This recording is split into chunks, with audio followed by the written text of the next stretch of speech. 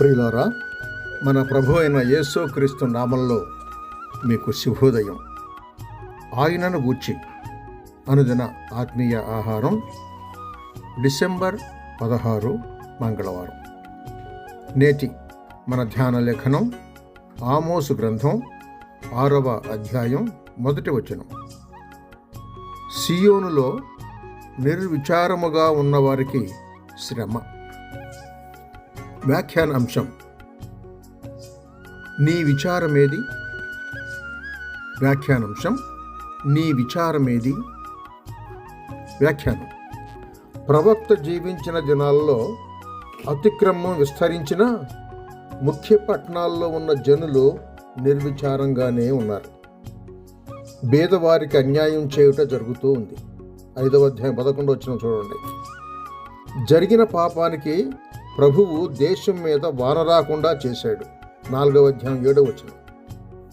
మొదట ప్రార్థనతో నిండిన మంచి స్థలాలు క్రమేణ విగ్రహారాధనతో నిండాయి. 4:4లో నాజీరులుగా నిలిచెదము అనే వారిని ప్రజలు అభ్యంతరపరిచి ఆ వ్రతమును తొలగించాలని చూచారు. 2వ అధ్యాయం 12-13 వచనాలు చూడండి. ఆ దోషంతోనే దేశం మీదికి 70 ఏళ్ళు చెర వచ్చుటకు అది యోగ్యమైపోయింది. కానీ మారు మనసైనా పశ్చాత్తాపమైనా జరగనే లేదు. నిర్విచారంగానే ఉన్నారు. అట్టి వారికి శ్రమ అని ప్రవక్త ప్రకటించాడు.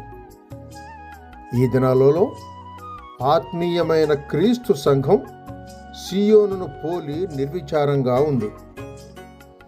క్రైస్తవులు అనబడిన వారు సువార్త చెప్పటంలో వెనుక తీశారు. వీధి ప్రసంగాలు జరుగుతున్నా ఎన్నో తావుల్లో క్రైస్తవులు నేడు చెప్పకుండా మానేశారు. తమకు తామే గుడి అనబడిన దానిలో బోధలు చెప్పించుకుంటున్నారు. అంతేకాదు, దురద చెవి గలవారై ఏదో ఒక క్రొత్త సంగతి వినగోరుతున్నారు. లేదా తమ స్వకీయ దురాశలకే సరిపోయే బోధకులను పోగు చేసుకుంటున్నారు. ఎంతోమంది సత్యంలో నుండి బొత్తిగా తొలగిపోయారు. అయినా విచారించేవారు లేరు. సియోను మిక్కిలి నిర్విచారంగానే ఉంది. ఓ శ్రోతలు, ఓ సహోదరి సహోదరా, క్రీస్తు నమ్మినవాడా, లేచి నేడే ఈ నిద్రమొత్తను దూరపరచి క్రీస్తు కొరకు పోరాడనారంభించండి. సమయం సంకుచితమై ఉంది. క్రీస్తు రానయ్యున్నాడు. ఆయన ఆగమనమందు ఆయన ఎదుట సిగ్గుపడకుండా లేచి ఇప్పుడే ప్రకాశించండి. సహోదరుడు సైలస్ ఫాక్స్. శుభములతో వందనాలు.